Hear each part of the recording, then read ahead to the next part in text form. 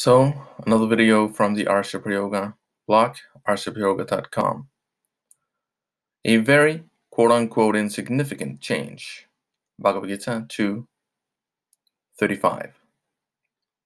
So from the so-called original manuscript, and we have this here, the great generals who have had a very high estimation for your name and fame will consider that have gone away from the battlefield out of fear only, and thus they will think of you as a fake. From the original approved and authorized 1972 edition of Bhagavad Gita as it is. The great generals who have highly esteemed your name and fame will think that you have left the battlefield out of fear only, and thus they will consider you a coward. BBT International's 1983 edition of Bhagavad Gita as it is. The great generals who have highly esteemed your name and fame will think that you have left the battlefield out of fear only, and thus they will consider you insignificant. Prabhupada and his editor, Hayagriva Prabhu, worked together on the so-called original manuscript, and the end result was coward instead of fig. But somehow the BBT International decided to replace coward with insignificant. On the BBT International's website, we do not find any information about this change and why it was made. This is a significant point because Jayadvaita Swami have now published up through the 8th chapter of what is claimed to be a detailed justification of all his changes. But somehow he has left this one out when going through the changes in the 2nd chapter. Why? In the word-for-word translation, also called the synonyms to Bhagavad Gita 2:35, Prabhupada translates the word lagavam as decreased in value. But nowhere does Prabhupada translate lagavam as insignificant. When searching the Veda-based folio, we find nowhere in Prabhupada's books, lectures, conversations, letters, where he refers to Arjuna as being insignificant in the context of Bhagavad Gita 2:35 or any other context. So how is changing coward to insignificant going back to the so-called original manuscript?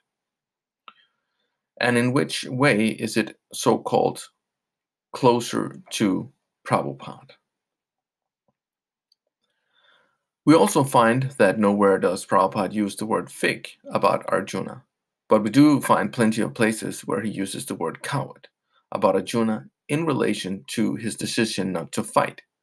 And we find lectures on Bhagavad Gita 2:35 where Prabhupada didn't object to the use of the word coward, and lectures where he actually reinforces the use of the word coward by repeating it. Devotee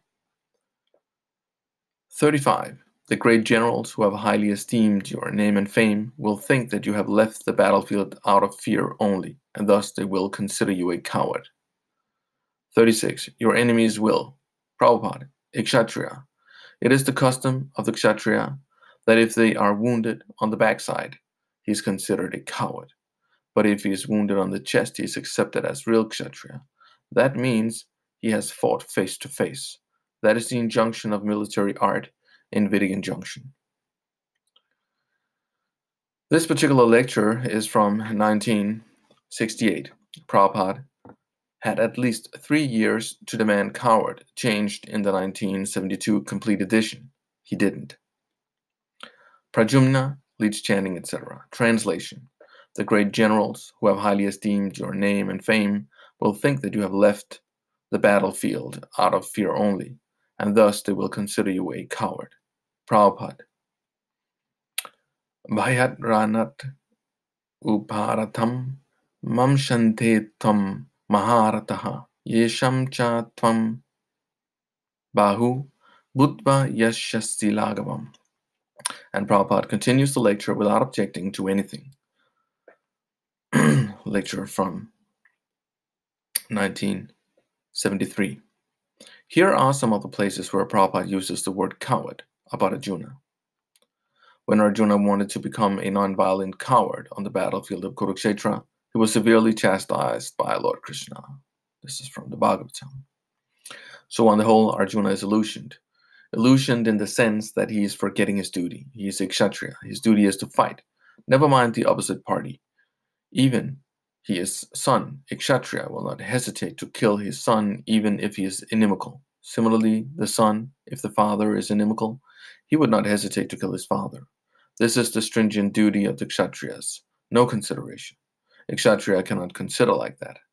Therefore, Krishna said Klaibyam, you don't be coward. Why you are becoming coward? These topics are going on. Later on, Krishna will give him real spiritual instruction. This is, ordinary talks are going on between the friend and the friend. Bhagavad Gita lecture from 73. My case is very serious. My duty is to fight, but I do not like to fight. Some affection, some family relationship is deterring me to fight, making me coward. So therefore, it is a very complex position. And I find that you can make a solution of this complex position. I therefore accept you as my spiritual master. And I fall down under your lotus feet as your disciple. Sarimam prapanam. I'm surrendered. Now you kindly protect the surrendered soul. Bhagavad Gita lecture from 72. And there are plenty examples on the database folio. Now, 2 arguments defeated. Some argue that coward and insignificant means practically the same in the context of Bhagavad Gita 2:35. So what's the deal? It is an insignificant change, they argue. But this makes the change needless, so why change? Jadwaita Swami wrote, as you know, and as we kept in mind while doing the work, Srila Prabhupada staunchly opposed needless changes. And this is from a letter from Jadwaita Swami to Amoga Leela in 1986. Besides this obvious point, the 2 words do not at all mean the same. The words fig and coward are both used in a derogatory meaning by Prabhupada, whereas the word insignificant is much more neutral. Logically speaking, a coward doesn't need to be insignificant, and an insignificant person need not be a coward. So the 2 words cannot be synonymous. I've heard a devotee claim that calling someone a fig is outdated, and that the BBT International decided to find a better word with a similar meaning.